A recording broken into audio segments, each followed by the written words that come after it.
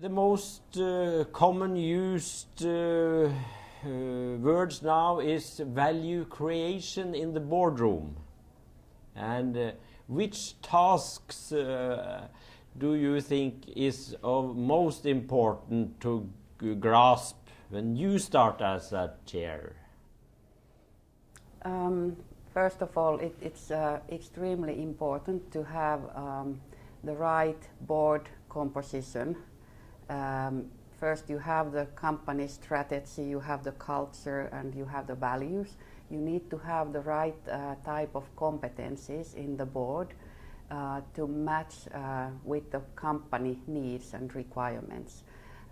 It's also very important to have diversity, not only gender diversity, also have different backgrounds, different opinions, different ages of people. So really a board that creating a board that it is engaging with each other, creating more value to the discussions in the boardroom. So I think that's extremely important. Then of course talking about strategy and the scenarios for the future, it's the most important contribution from the board to understand and feel good about the company strategy, because all the further decisions that will be taken are reflecting the strategy, or should be reflecting the strategy. Mm-hmm. So I think these two tasks would be the most important to start with. Mm-hmm. Yes, well, first I think it's very important to have a thorough and if needed, a critical analysis of the competencies in the boardroom, so that you can have the right mix of skill sets, competencies, and diversity, and now diversity in the broad sense of the definition of the word diversity. So I'm not just talking about gender, although gender diversity is very important as well. So I would start from the competence profiles to have the appropriate mix to fulfill, address the needs of the company.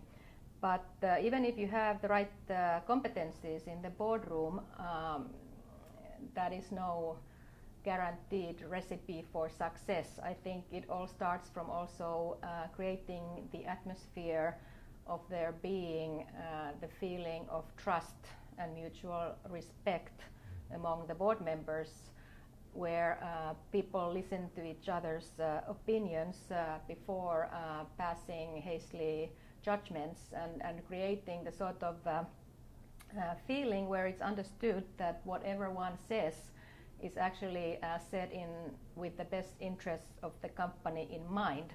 So even if you have conflicting views, which you actually should have, so if you have a cozy board where everybody agrees with one another and smiles at each other, then necessarily you don't engage in a constructive debate whereby you would add value to the decision making of the company.